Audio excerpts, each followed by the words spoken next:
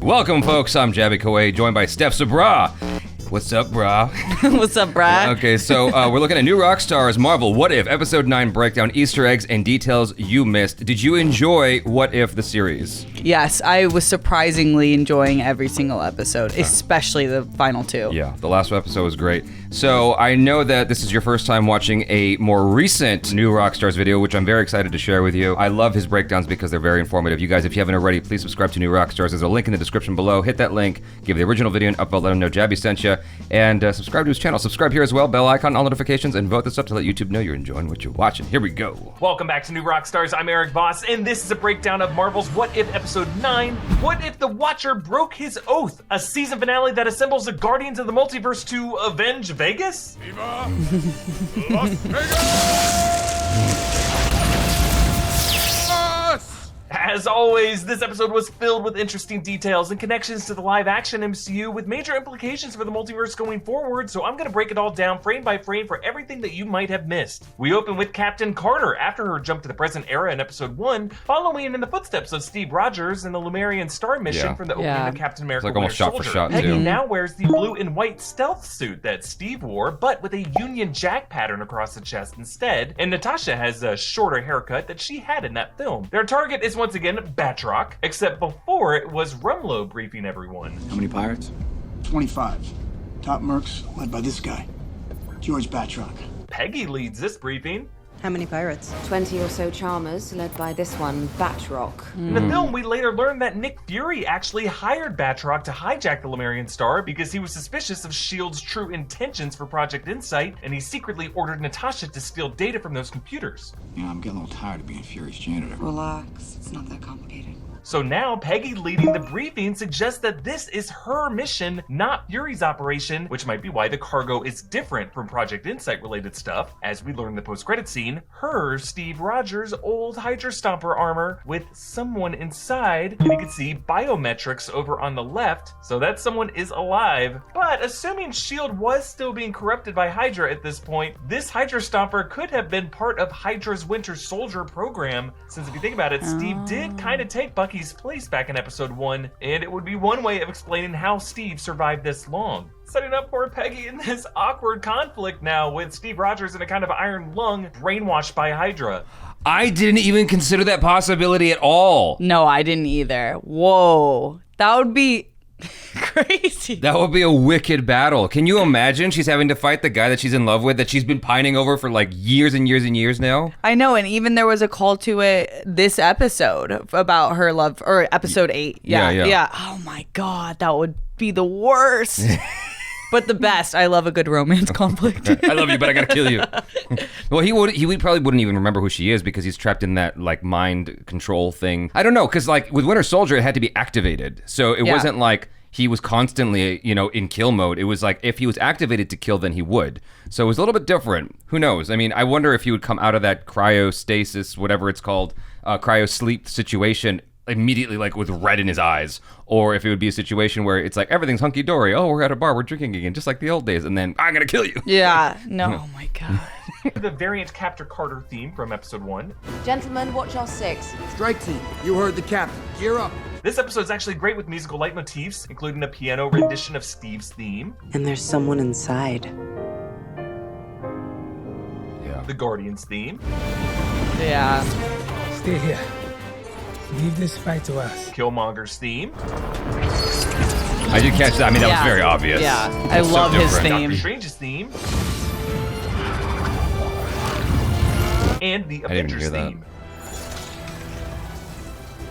Yeah. Yeah. Just as Natasha tried to hook up Steve with Kristen from Statistics, Natasha does the same with Peggy. You know, Bernard in accounting was asking about you. Nothing good has ever followed the phrase Bernard. Such a matchmaker. Poor Bernard. Accountants make great partners, Peggy. Nothing good has ever followed the phrase Bernard in accounting. Especially if Bernard is Adam Bernard Brashear Blue Marble, because if so, you gotta get on that. But Natasha says, What if his name was Steve? Ouch! That's when we were becoming pals, widow. yeah, Yeah, Peggy is still sore over never getting that dance with Steve Rogers, which she brings up again when she tells Batroc she's a pretty good dancer. And when Peggy catches her shield, it kicks off a little puff of vapor slicing through the night air. And in this thick sea layer, with eyes gleaming to match the bright full moon, is the Watcher. Captain Carter, the soldier lost in time.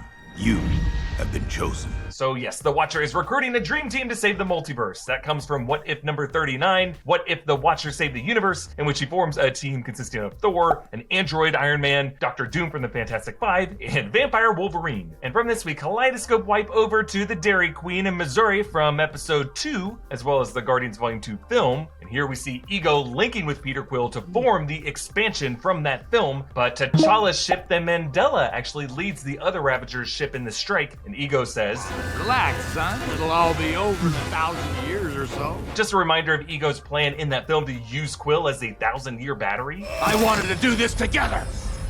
But I suppose you'll have to learn by spending the next 1,000 years as a battery. And then on to Nidavellir, of course, the weapons forgery from Infinity War, where Gamora is carrying Thanos' double-bladed sword and wears the armor that she wore in 2014 in Endgame, as well as Eitri and Tony Stark in the Hulkbuster armor with Sakaar decor. The three of them melting the Infinity Gauntlet. I really wanted it to do a T2 thumbs up. This is the aftermath of an episode that was delayed to season 2, which would have shown Gamora killing Thanos on Sakaar. They say it was delayed because of COVID. I call bullshit. Producing animation remotely, it's not like trying to do live action remotely. They totally could have got it done. There was some plot reason that they delayed it, I'm telling you. I think this plot would have involved Tony Stark in Age of Ultron Hulkbuster armor, taking Hulk's place on the Quinjet to Sakaar, and maybe Thanos sacrificing Nebula on Vormir instead of Gamora so that Peter Quill didn't stupidly break his trance, and they could have stopped Thanos earlier. Another possibility is that Stark could have gotten stuck on the other side of that wormhole in the first Avengers film when he nukes Thanos' forces, and then maybe got stranded on Sakaar and had to build that Hulkbuster armor from scratch in a dump with a pile of scraps! Now notice Eitri still has his hands, whereas in the main MCU continuity, Thanos cut off his hands right after he forged that gauntlet that they're currently melting and cast the stumps in Uru. So something changed. Maybe they used a reality stone to bring his hands back before pulverizing the stones with the Infinity Crusher, or the animators didn't give a shit. Now Tony's armor has some upgrades. Man, he's going in hard on the animators today. I love that. I do wish we got the Gamora episode though.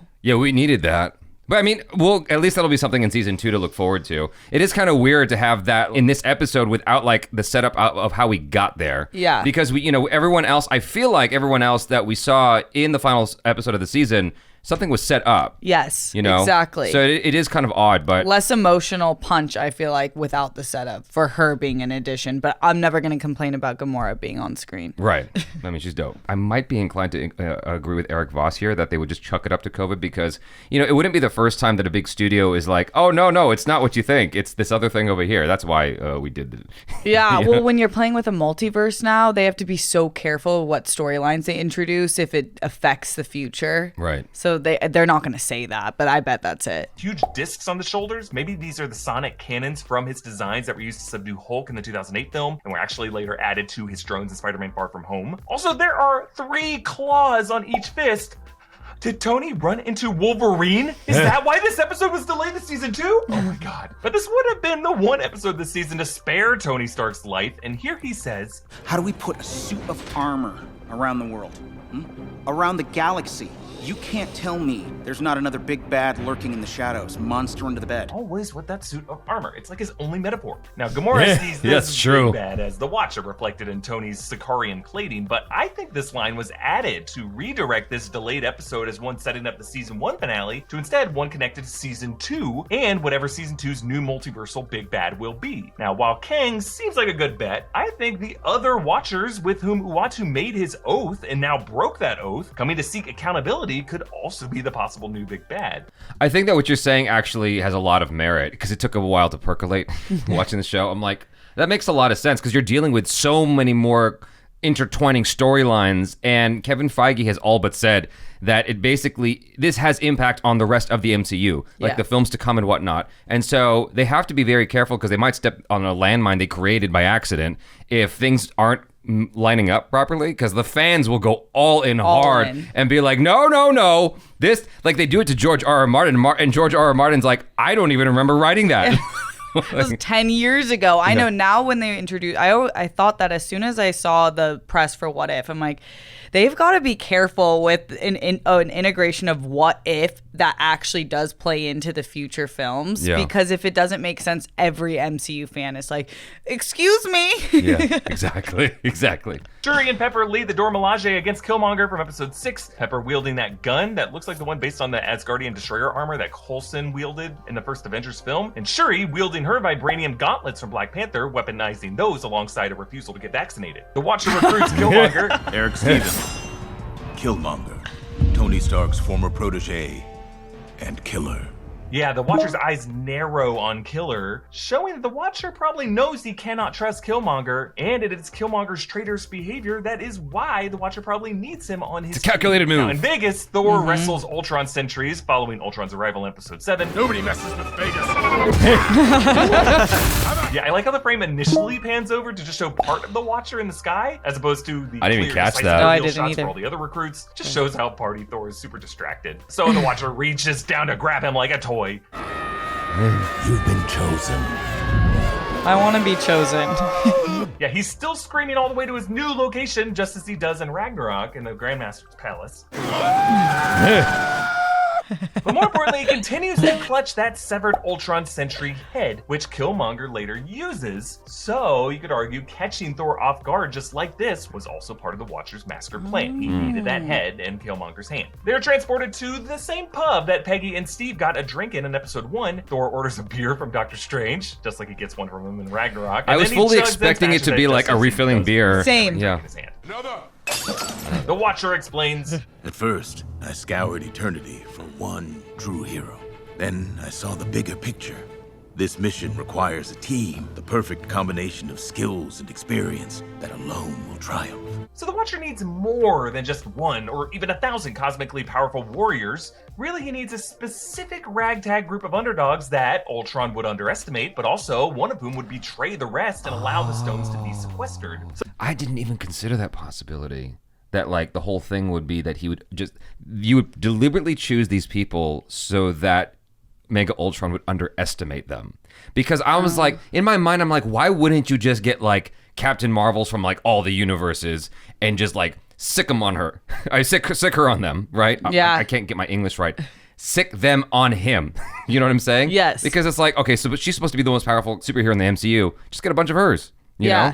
But that makes sense, like, in terms of just, like, strategy, in terms of being tactical. Like, okay, so you're going to allow him to believe that he could easily crush these people, but, you know, he's got an ace up his sleeve and that they are strategic in ways that he wouldn't possibly anticipate. I agree. And also, I feel like after watching the Suicide Squad, you got to love the B team that comes in. It's just more interesting to see how it goes down. Yeah, exactly. So this isn't a true dream team, it's really a band of misfits, like the Guardians of the Galaxy, which is why he calls them. You are The the Guardians guardians of the multiverse. So when Thor tries to leave, outside the bar is this swirling storm, the pub exterior made up of Doctor Strange's eldritch magic and a clockwork grid. I love the production design here. It kind of looks like Strange hid them in a dimension between realities, like the surreal zones that he zipped through in the Doctor Strange film, same imagery used in the No Way Home trailer. The gold and color palette does match the portal through which Wanda Maximoff saw her future Scarlet Witch self. I just think this may be the same kind of setting that Multiverse of Madness takes place in. Familiar fragments of broken realities reconstructed amidst a chaotic hellstorm. Doctor Strange explains, 6 stones of near unfathomable power, each controlling an essential aspect of our existence. Yes, this is the same lecture that Wong explains to Stark in Infinity War. Big bangs and 6 elemental crystals.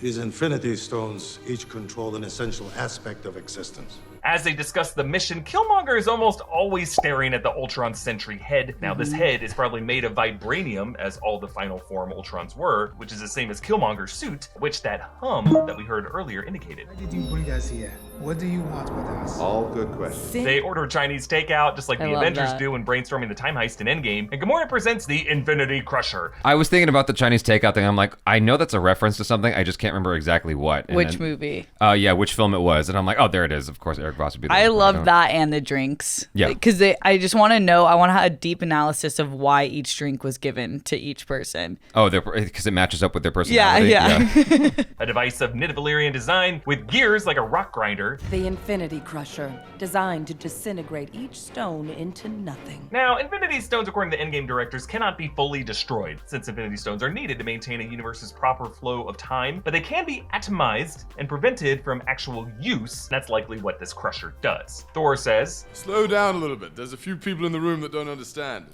Not me, I get it, but for them, maybe repeat it." You're ready. Yeah, the Watcher decides they're ready in spite of Thor's dumb statement here. This shows that he is actually counting on Thor Leroy Jenkinson into this mission to lure Thanos into underestimating the whole team. Doctor Strange forms protection spells for each of them, and I like how each has a different pattern. Like there's a 5-pointed star, a 6-pointed one, some suns. I assume each using mysticism from a different tradition. And actually later we see the 5-pointed stars for Captain Carter, as if her protection is linked with Steve Rogers. Both T'Challa and Killmonger have the sun pattern, maybe a nod to their African roots. Thor gets a series of squares and a kind of Norse runic pattern. Oh, wow. And Gamora gets the interlaid triangles with nodes around the circumference, evoking an alien Sicarian design. Oh, cool. I thought that just looked like a Jude, what do you call it? The Jewish star. The Jewish Star of David? Yeah. Star of David. That's what that looked like to me. I didn't pick up on the different symbols. And then the triangle to me could either be the Triforce or it could be the Horcrux or whatever it's called. I forgot what it's called from Harry Potter. Because there was like the triangle symbol. That, yeah, Deathly. No, something. It's not the Deathly. Yeah, I'm not the biggest Harry Potter knowledgeable person. My Nola Gay is very, very low on Harry Potter, but I just recognize it a little bit. Nodes around the circumference, evoking an alien Sicarian design. And then the spells coat them like armor, giving Thor a winged crown, Killmonger and Gamora shoulder armor, and T'Challa in a crown and an extra layer on his necklace, as he is the rightful king of Wakanda. And Peggy has some chunky medieval looking armor for her English roots. Strange's squid demon from episode 4 emerges from his hand. Peggy, who later stares down this beast in the final battle, recognizes this anatomy as some that she fought in episode 1, perhaps the same type of elder god being as Shumagorath, who could show up in Multiverse of Madness. Can I ask what happened? Same thing that happened to you. Strange gives a toast. A wise sorcerer once told me that to face death is part of the plan. To face death is to conquer one's greatest fear of the unknown, of nothingless space. Yeah, it sounds like he's trying to quote the Ancient One's death speech. Death is what gives life meaning. To know your days are numbered, your time is short.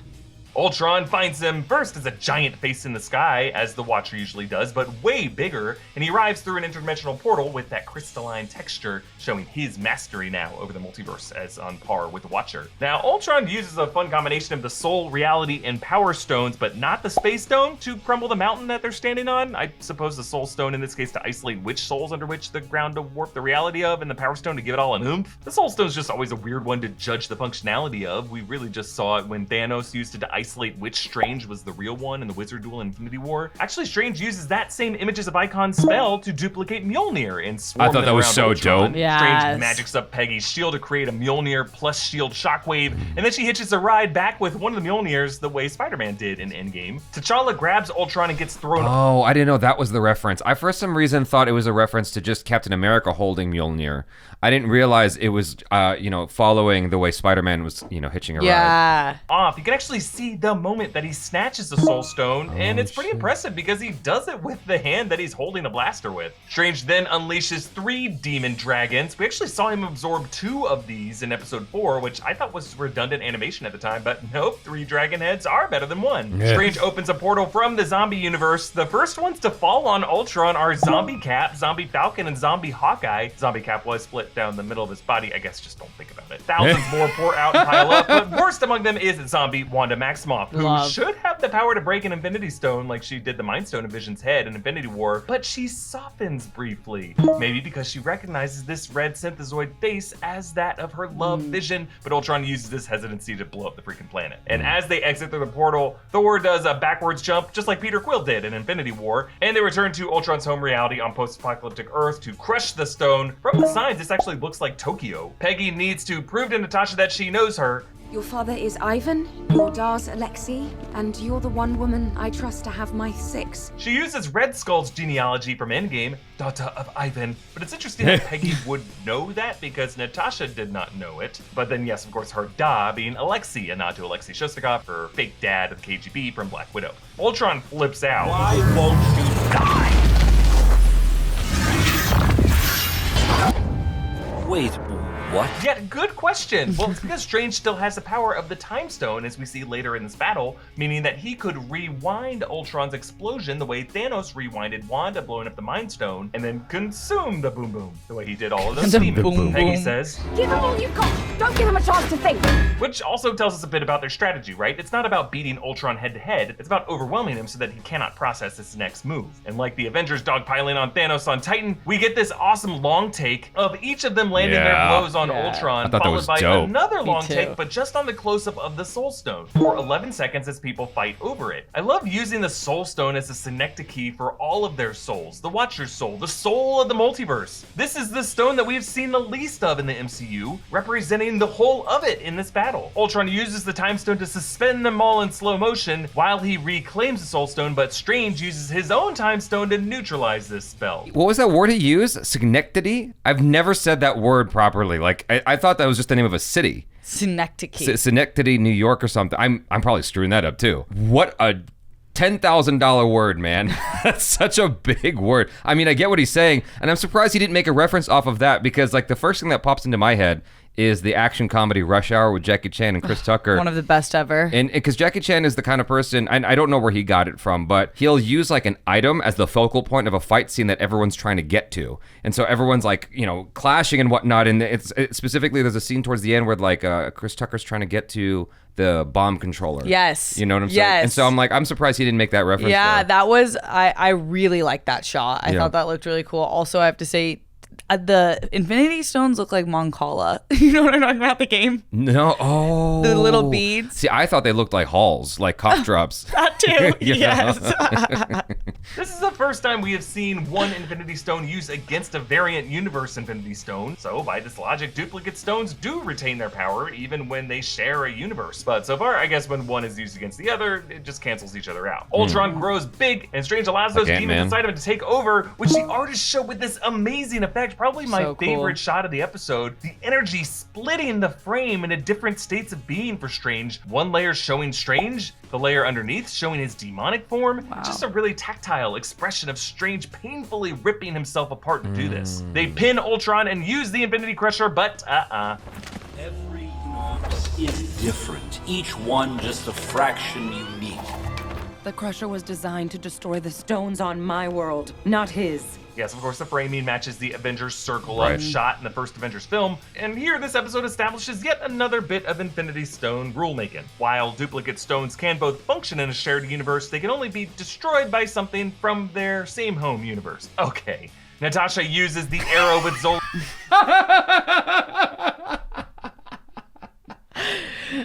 Really good amounts of shade in this episode. Yeah. Absolutely love it. 10 out of 10. I thought the same thing. I was like, okay, I guess that's what we're going with. Okay. I was just so emotionally invested. Like, I was already all in by that point. I'm like, fuck it, it's fine. And I love, they're like, of course. Yeah. We didn't think about that. And I was like, why would you? Right. I mean, for me, it was almost like, you know, you're dating someone and you're on the second or third date and they say something offhanded that's crazy and dumb. And you're like, it's fine. Let's just keep going. I'm sure that won't mean anything. And then it does. Yeah, then it does. Exactly. I mean, that's kind of how I treated that moment. I'm like, it's fine. Let's just keep going. It's cool. You know? Was AI from episode 8. A shot that, if you think about it, she only had because Ultron in this moment is focusing mostly on Strange. It leaves some blind spots. I love this. And I think this is, again, part of the Watcher's plan to delay Natasha's ace in her hole to the last minute like this. So Peggy sick. uses the arrow to take out one of Ultron's eyes, and in this moment you can see how the Infinity Stones are now glowing somewhat duller after this point, because in Ultron's mind, his Ultron consciousness is battling with the Zola AI, and Zola uses the same kind of snaky neuron bolt attacks that Ultron used to kill Jarvis, and I love how those 8 strands match the 8 tentacles of the Hydra sigil. Ultron is dead, but Killmonger still has that head with Ultron's consciousness left glowing in it, and his vibranium link allows him control of the Reality Stone to assemble his own Killmonger Infinity armor.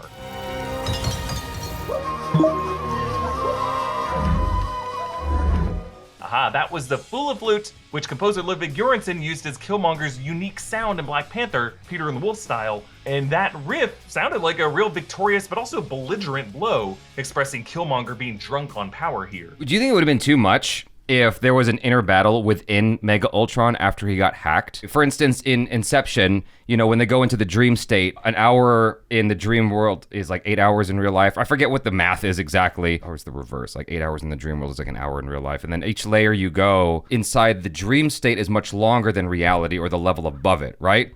And so in the Matrix, in 10 hours, Neo learns how to do a bunch of like martial arts styles that would normally take you like 30 years. Yeah. And so time processes faster in the digital realm. It would have been interesting if Mega Ultron was caught in this battle that was ongoing for like 100 years inside his head, but like for us, it's like seconds. Yeah, you know? Kind of like Doctor Strange with Marduk, or what is the... I forgot it. The bad guy? Yeah, like over and over and over again. But yeah, I agree, because I kind of wanted to see how is the virus taking over. Yeah. I get why they didn't. This is a 30-minute episode. Yeah. But it just would have been a cool touch. The Killmonger Infinity is challenged. I am afraid that armor belongs to me. Aha, finally Zola's android form from the comics with his face in the tummy, a design teased as an Easter egg in the first Cap film, coming to life. Ooh. And they tug of war over the stones with this little rift in space, kind of evoking their Big Bang origin. I like that touch. But Strange realizes... We were never meant to win. We were here to separate the stones from the body. And so he creates a pocket dimension around them, trapping them both.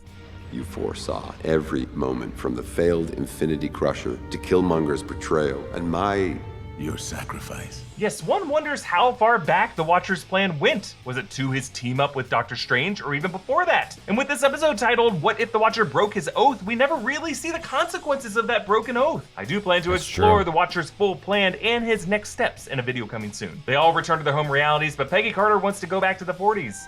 Haven't I earned my happy ending? For reasons I assume we will see in season 2, since Captain Carter is confirmed as a focal character for this whole series, and will likely be linked with the rediscovery of Steve in the Hydra Stomper armor in the post-credit scene. Meanwhile, Black Widow, he allows to join the one episode not referenced thus far in the finale, episode 3, which ended with Nick Fury teaming up Steve Rogers with Carol Danvers to fight Loki's takeover of Earth. This SHIELD helicarrier is numbered 64, the same number from the first Avengers film, and this could provide one way Natasha Romanoff could ever return in live action, That's especially what I was now that thinking. Scarlett Johansson has wonderfully settled her legal troubles with Disney, thanks to millions of dollars in a payout. With the Watcher saying, Every story is my home, and I will protect it to the end. Just like he said to Natasha. Your stories, they are everything to me. I love this because, yes, while we have seen the Watcher as a kind of creepy voyeuristic figure, his sudden vulnerability here gives us permission to have emotional attachments to the stories that we watch. Yeah, it's okay to see pieces of ourselves in the wins and losses of our heroes, because why are any of us here if not to stir something inside of each other? Wow. A lot. You know, the Watcher should be called the Galactic Stalker. It's You season 4 featuring the Watcher. Yeah. Yeah, this was quite revealing. Like there was a lot of, I mean, he's always good with the Easter eggs and whatnot. Like I didn't even catch the number 64 on the what do you call it, the air carrier thing, and that linking back to the Marvel films. Of course, that would be in there. The only thing in the episode, and he didn't really touch on it here, is that when Sam Jackson, Nick Fury says, "You're Black Widow, but you're not my Black Widow." But that's cool. You can join our team. It was like, I guess you've seen everything at that point. You're Nick Fury. You've seen a lot of shit. But this woman is dead as far as you know. Like, wouldn't you be like a little shocked? It's you know so what I mean? Nick Fury, though, to be like, huh, all right. Yeah, just brush it off. Come on. But that was the most exciting part for me because I instantly thought, are we going to get Natasha back? I've been wondering that since Black Widow, the first teaser or trailer dropped. I'm like, there's got to be a way that they bring her back into this, because when I watched the film and the post-credit scene, I'm going to talk about, if you're watching this, you've probably seen it, but in the post-credit scene, they basically show that she's dead. Like, it's confirmed. She's, like, you know, in the grave. I'm like, okay, but damn, that kind of sucks. Like, there's nothing really cool here other than seeing that her sister's now going to go after Hawkeye. Yes. I'm like, no, but I wanted a clue as to how she could come back. I didn't just want this story. You know, that's the thing about Marvel, is just kind of giving us something to get really, really excited about. I'm not super pumped about the idea of Black Widow's sister going after Hawkeye. I know. Do you think that she's going to show up in Hawkeye? Yes. In the show? I think so. Or a movie? For sure. Yeah. Yeah, for sure. I mean, she should, based on what we the got setup. into that. Yeah. But this makes me happy. And I mean, I wonder, because Scarlett Johansson knows stuff that we don't, right? If she's supposed to come back, then when this whole debacle happened with the Black Widow film, she knew her leverage. It can't be that she thought she was out of the Marvel Cinematic Universe, and then she drops this bomb on them. She has to be like, I know you're going to bring me back for more films because you need to, because of what's been set up, because of the work that I probably did in secret, etc., etc. So I'm going to drop this atom bomb on you. You got to pay me, bitch. Yeah, I mean, I always thought they should have. It's a contract. It's business. You got to follow through with business. But I've always thought about that because, you know, in Marvel and Star Wars, are they ever really dead?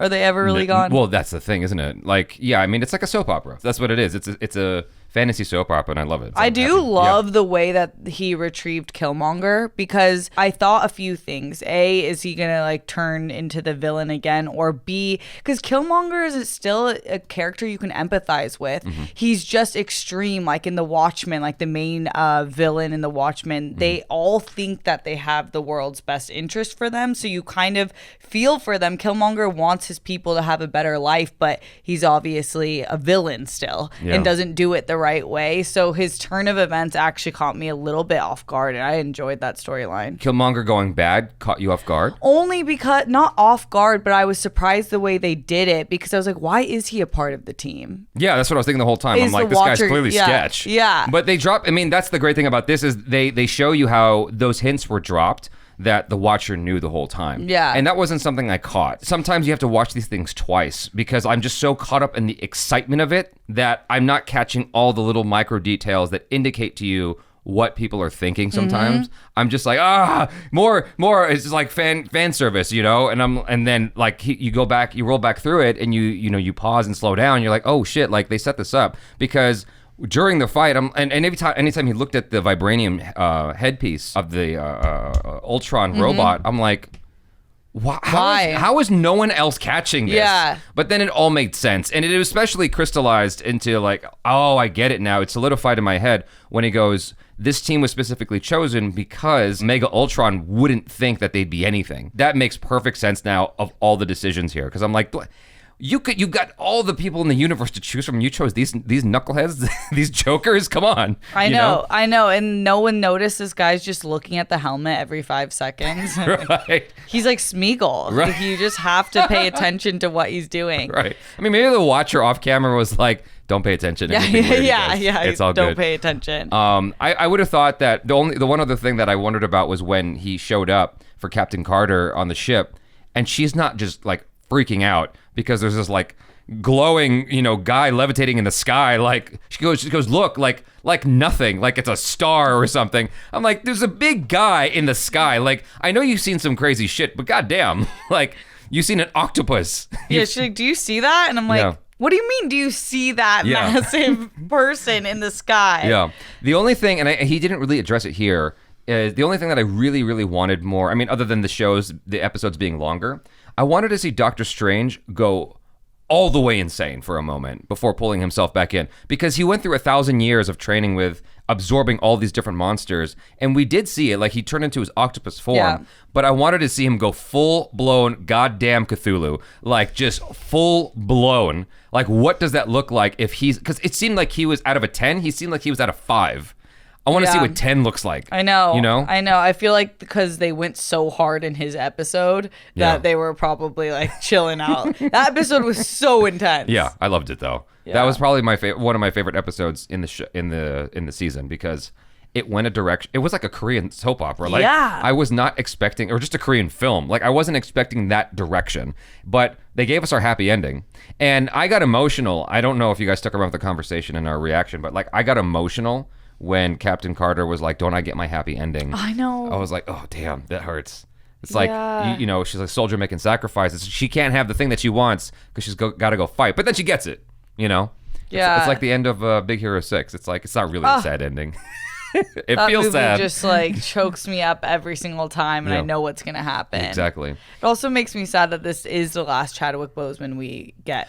Yeah. I mean, unless there was like recordings that they have stored that they're going to like, that they just haven't shown us yet. I mean, it's possible because they already have like an episode for season 2 that they just didn't show us. So it's possible there are still more recordings to come or going to be like repurposed recordings. Maybe. I don't know. Maybe that's bad. But they've been doing it to like reanimate the dead all the time in film just to make it work. Yeah. You know, when what's his name died for Fast and Furious, Paul Walker. Oh, yeah. They'd had to figure something out. Yeah. And so whenever Carrie Fisher, Leia in the final. Yeah. Whenever you have a situation like that, you repurpose old lines that were deleted, old scenes that were deleted, or you take old scenes from the film and just like kind of re-engineer it and then do some CGI and stuff and make it work. So in this case, it's a little bit easier because it's just animation, right? They could probably get a voice actor, even though that would suck because it's already annoying to have other actors voicing these people. I know. It's Gamora and Black Widow. Tony Stark. And Tony. Yeah, the 3 people. And then Ultron also was not James Spader. Much respect to the actors imitating them. And I